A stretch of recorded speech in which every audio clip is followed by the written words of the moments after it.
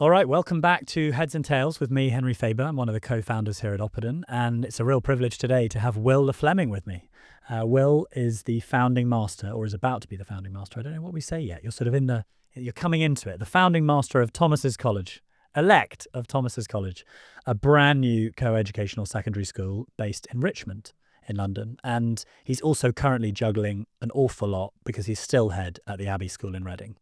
I believe I'm right in saying that Will grew up on a farm in Gloucestershire, and after that rural idyll of an existence was educated at Eton and then Clare College, Cambridge. And after graduating, Will first worked as a journalist for a number of years before forging a career in education in museums and in palaces. He worked at the Museum of London and the Tower of London, with the odd stint, as far as I've heard, possibly sword fighting and wearing armour.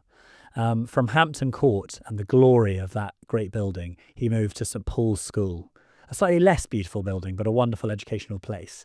And in 2014 was appointed to the senior role of undermaster. He moved on to St Paul's Girls across the river. Perhaps those girls were much easier to look after than those boys, we'll find out. And as deputy head and director of senior school there before joining Fulham School as head. And alongside teaching, I know he's also an author, and his novel Central Reservation was published back in 2011. Is there another novel up his sleeve? We will find out today. Will, thank you very much for sharing what little time you have with us, and we're really grateful to have you on the show. No, it's a pleasure to be here. Thanks, Henry.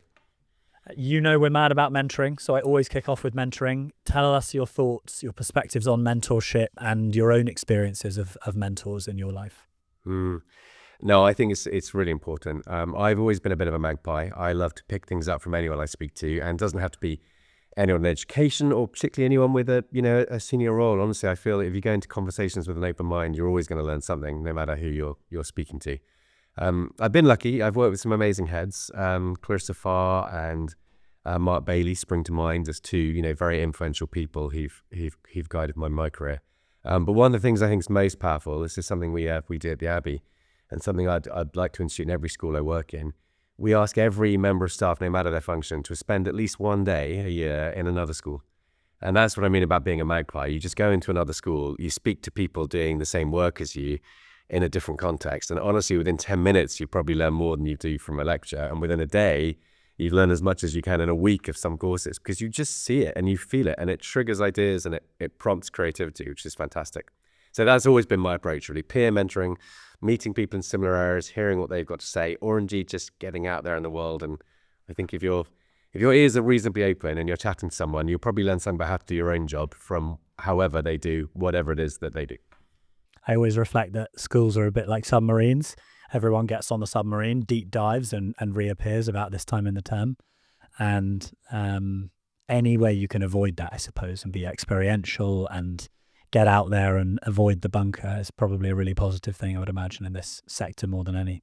And there are some fantastic schools which, really welcome visitors, and they were really part of their mission, really, is say, look, this is how we do it. And that's great for a start. But I think, honestly, if you've got a connection, or you just write to a school, you say, look, I'd love to spend a morning with you, see a couple of lessons. Most schools would be like, great, yeah, we'd love to have you. If I take you back to the more youthful version of Will, not that you're not youthful, but the more youthful version, the schoolboy, is there an anecdote or some kind of evidence that you can give us that gives us a sense of A, what you were like as a student, but B, how that's informed the grown-up you've become? Okay. I've got an example, a kind of classic favorite teacher thing, right? So an example of an amazing man, David Burt, who taught me when I was small, I guess about 12, basically. So I just joined the school out of the blue, out of the regular admissions cycle. Very long story, won't go into it. Nothing terrible, but it was a move, and there I was, a bit uncertain of my place in the school. And I was in a history lesson with Dave Burt, and I remember the phrase I used. I said something which someone else in the class took exception to as being a bit pretentious or a bit waffly, and all I said was, "Well, that strikes me as a bit of a hypothetical question." I remember it very clearly. And this other student laughed it up and had a big old go at it. And David didn't say anything. He got up and he had this very slow, gentle, kind way to him. And he went around.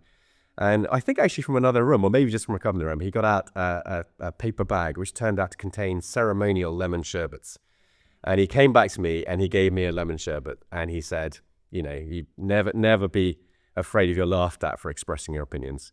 And he gives me this lemon sherbet. And he had that amazing quality as a teacher that probably should have made the other kids like really hate me much more, or at least generate some kind of negativity. And actually it didn't, because people loved him basically, and he just had that atmosphere that actually, you know, everyone just kind of smiled, and it was lovely. And it was so nice, in fact, that I remember afterwards, it really just helped me make connections in this new school. And afterwards, this other kid who was there, we spent time walking up and down the classroom outside his lesson. And I would say the most pretentious thing I could think of. He would then laugh at me furiously, and we'd attempt to both get lemon sherbets out of David Burr. And the poor man was sitting there trying to do his marking or something, and he was just hearing this noise outside his room. But again, he was incredibly tolerant and kind about that. And yeah, it was just it was nice, because it wasn't easy. And you mentioned about how does it inform you nowadays. You know, moving schools is not easy. Some of the challenges young people face, you know, I think as adults we look back, especially to young children, and we kind of smile and you say, you're just kids. But actually, if you feel miserable, you feel miserable as a child, as an adult, and they feel it as strongly as anyone. And so that absolute importance of kindness, and also just the sort of charm, the eccentricity, the way he did it, the bag of lemon sherbets, I don't know. It was yeah, it was just a very nice memory, and he was an absolutely lovely man. I'm hearing there that real vital importance of having an empathy that can situate yourself in the perspective of the child, regardless of whether that child's perspective is necessarily right or wrong in your own judgment, and to be on a level and to feel that sense that boundaries can be broken down there. That's what I'm getting from what you're saying. But can I ask, do you think the 12-year-old Will would be shooketh to his core to have found himself working in schools?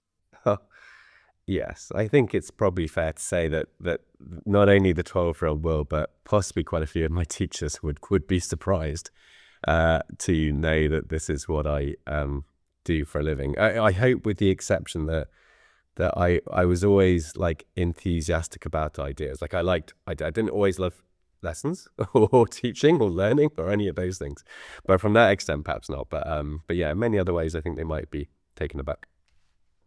I'm sure there have been some highs and some lows, so I'm going to ask you about both. Perhaps there's an absolute nightmare, toughest moment that you reflect back on and think, thank goodness we're through that. And maybe there's also an Everest or a peak that you're proud to have climbed and feel you can reflect on positively. Highs and lows is exactly right. I think it's one of the absolute chief qualities of headship, that they can sometimes come very soon, and sometimes you get many of them in the same day. The longer you are senior in schools or ahead, given the sheer number of children you deal with, the more the rule of averages pertains, and you might find yourself dealing with, horrible circumstances. So I've supported parents who've lost a child. I've supported staff members with serious illness and bereavement. There's COVID, obviously. But I think really, for me, the worst times, the lowest times, are when you realize that you have to meet with someone, a student, or sometimes a staff member, who's got it really wrong, and you have to tell them. And in the worst of cases, obviously, you might be telling them they can no longer be part of the community they're part of. And that's, I think, one of the worst and kind of gravest responsibilities you have. And I think what's interesting is you obviously have to know you're right and know you're doing the right thing, but it's how you do that kind of thing kindly. We talk a lot about kindness in schools, and sometimes it's easy or easier, just be kind in general, no problems. But be kind when actually the message you have to give someone is not something they can ever take with warmth or softness. It's a hard message. That for me is massively challenging. So I think that's the hardest thing. Though I would say that in thinking about what you've asked there, I'm thinking, well, those are all quite general examples. I probably do have an absolute single lowest moment for you, which is having to dress as Queen Victoria in front of an audience of unbelievably skeptical and pretty tough GCSE students in various schools across South London, which I did as part of my earlier career. So nothing will ever get to that, the bottom there, but there've been some tough times within it. Thank you for that piece at the end. I think that was a lovely way to ground us and ground your experience in it. And best moments, peaks.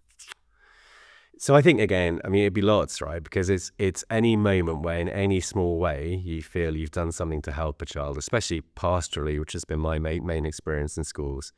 That's worked, and that people have come back to you and said that helped. So I mean, one student I supported, I met her before she joined the school, and we were giving her a free place in a independent school, and she had been through the greatest diversity of any young person I've worked with. And I won't go into the details, but honestly, really just unbelievable challenges. I guess she was 16. She's looking for a sixth form place, and she'd just been through such hardship, and she was an amazing kid. And got to know her, supported her into the school, and she had a particular ambition because when she was young, she'd gone with her dad to visit a university. Her dad had died since then, which is one of the many challenges she'd had to come through. And he'd just said to her in a casual way, would you like to come to this university one day? She said, yeah, sure, Dad. And then ever since then, it had been a dream, right? And it's not surprising that might have been her dream, but it was a very competitive university. So she joined the school, she went through the whole process, she did it incredibly well, she applied, and she didn't get him. And the reason this is the best moment probably is because her reaction was beyond what, it was just amazing to watch her reaction. She got it. Life's not a fairy tale, and the whole point was she'd overcome so much that frankly that she was in school was amazing, that she was going to a great university was amazing, and the kind of university, she'd been looking for was so competitive, it's kind of a lottery anyway. And the attitude with which she went off to a different, fantastic university to do something different than what she thought and absolutely thrive was just incredibly moving, basically. And yeah, and then having said that thing about fairy tales, what's lovely about this story is because fairy tales don't happen, right? Except 3 years later, she got in touch with me, and it was so moving that she got back in touch with me anyway and said, I'm going to do a postgraduate degree. Guess where I'm going to do it? And it was at university. She sat with her dad. So, I mean, in the end, even that was the icing on the cake. But the lovely part, honestly, was her maturity and her calm and her poise. And she said, you've helped me a lot, and that was lovely to hear. But the truth is, she's an incredible young person, and she'd done it all herself. And that, yeah, it's just very inspiring. And that's the best part of this job by about 1,000,000 miles. Yeah, those moments must just be so enriching for all those reasons that you've just explained so eloquently. Okay, from the sublime to the ridiculous. Content. Are you a reader? I assume so, probably. Are you a podcast devourer? Are you a movie watcher? Where do you get your content? It doesn't have to be educational or professional, but we'd love some recommendations. 1 or 2 things you'd say you mustn't miss out on this Christmas. Oh, okay, great. Oh, all of the above is my answer. Though actually, ironically, given the format of our conversation, podcasts in some sense is the least, and simply because I think they're such fantastic ways to commute, right? And at the moment, I live 5 minutes around the corner from school, so I do find it hard to fit them in. Reading has always been part of my life. Interestingly, I mean, I favorite, but I always say the same favorite books. I always have 1,000,000 favorite books, and they change every time. But one of the ones I love most is a book called A Month in the Country by J.L. Carr. And I recommend it because it's just it's not widely known. There is actually a lovely film with Kenneth Branagh and Colin Firth as well. So there you go. There's a movie and a film recommendation both in one. And it's about young people actually, but young people after the First World War. And it's a very, very subtle, beautiful way of showing trauma and their attempts to find peace. Honestly, it's an absolutely gorgeous story, and it's a short book, short film, lovely. And having said that about podcasts, the one thing I do actually make time for is just, we at schools, we always talk about curiosity, right? And be curious. And sometimes parents and kids, they say, well, where do I go to stretch myself? And actually, there are some amazing podcasts, just things like, Curious Cases with Rutherford and Fry, or In Our Time, some of those big podcasts where you just get amazing people sitting down and sharing ideas at a very high level. It's so accessible and democratic, and you can be a bright 10-year-old listening to that, and you can be a bright 40-year-old listening to that. You can be anyone listening to that. It doesn't matter. If it grabs you, it grabs you. So those are the times when I do get to a podcast. It'll just be to hear ideas being shared in that format. So if I want to boost my curiosity for January 2025, what are you pushing my way of those ones you mentioned of the podcast? Oh, okay. Well, I mean, there's a lovely In Our Time on the Heisenberg uncertainty principle. So depending on whether that's In Our Time. In Our Time. That's a nice one if that's an area of interest to you, basically. But okay, there's about 1,000 of them now, and the list is amazing. So the list of topics is fantastic. So brilliant, great suggestions. I'm fascinated when you find time to read. Anyway, I mean, I find it hard enough to find time in my day to read, and I just don't know where you with the 2 jobs would possibly manage. But hopefully, it's before you go to bed, and that just sends you off. But Yeah, this is the thing, and I know, for example, again, working with parents, there comes a moment in many young people's life when they stop reading, and for some parents who love reading themselves, it's almost a tragedy. They can't believe it, but they always come back. And the truth is, if you do love it, and it's not for everyone. I mean, I've known wonderful people who, absolutely stuffed full of ideas. You'd never find them between the covers of a book, but if you do, it's just, I think even if you only read for 3 minutes, just a book you've read before and you pick it up and you remind yourself, there's just something about that immersion straight away. Yeah. Is there perhaps an unpopular opinion, something a little controversial? You're happy to stand on a soapbox and wave the banner and say, I'm proud of my thoughts on this. Okay. We have this campaign, I guess you call it, at the Abbey. It was one of our principles, and it's obviously it's a girls' school. I've taught in boys co-ed, girls, going back to co-ed in my next role. But the case for girls' schools is probably the sector I've worked in most, and it's still as strong as ever. So we have a campaign putting girls first, and one of the things we say as part of that is A star plus A star plus A star plus misery does not equal success. And we literally run it as an equation, plus, plus, plus equals with a line through it, does not equal. And one of the opinions I'm most passionate about is that it's not about arbitrary targets. And I know that's probably not an unpopular opinion, but it's not easy when you sit down with a child or a parent who's got those targets in their mind. But it's helping them to see that actually, when you leave school and you go into the world, whether that's university, degree, apprenticeship, creative course, there's such a variety nowadays. It's not about the door you walk through or the label on that door or the idea you had, because there are so many of them and one of them will be right for you. For me, it's always about the way you walk through the door. And if you go into it with hope and optimism and confidence and self-belief, it doesn't matter what you're doing, it'll go amazingly well. So I'm a real advocate for being clear about that, because I think often in education, people want two conflicting things, which is the greatest possible success and the greatest possible happiness. And we've got to work ways to make those mesh more effectively, I think. So definitely passion there. Very wonderful American stepfather brought me up with the phrase, happiness is expectation divided by reality. And I think there's something to be said for, finding that balance between what we want and what we want to achieve and how to go about doing it with a smile at the same time. So I think that's a wonderful phrase. It's not about the door you walk through, it's the way you walk through it. I'm pinching that. And I think so much in our system, encourages people to see the next target, the grade, the next target. But in the end, when you get to the end of your life, or when you imagine your children at the end of their lives, which is not easy to do, what do you want? And we all want them. We all want ourselves and them to look back with pride and happiness and having made human connections and found a sense of self-fulfillment, right? And there's not going to be a list of numbers or grades in that bit of thinking. And last but not least, time for one more question. A piece of advice for those in the sector, one piece of advice you're happy to give. And I say those in the sector because there are a lot of teachers, but probably people in social impact or charities or whatever, but interested in education. What would you give them as your parting gift? So interestingly, I as a teacher, it's a bit ironic, but I don't really believe it, or at least I'm not very good at giving advice. And in a sense, you encourage young people, don't take advice, find your own path. I did get a good piece of advice once, that said, which was, if you're moving jobs and moving on to a new role in the sector, or you've got an interest, you want to develop your career, do something different.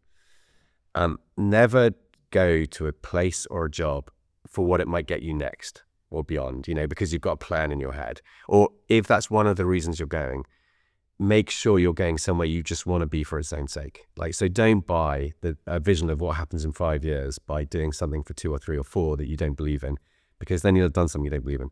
And the truth is, life changes and you never know actually how long you might be in any one role. So anything you go on to do, any choice you make, I think it's really great sometimes to have long-term visions in mind. Some people do, some people don't. I never did, but I know that some people do.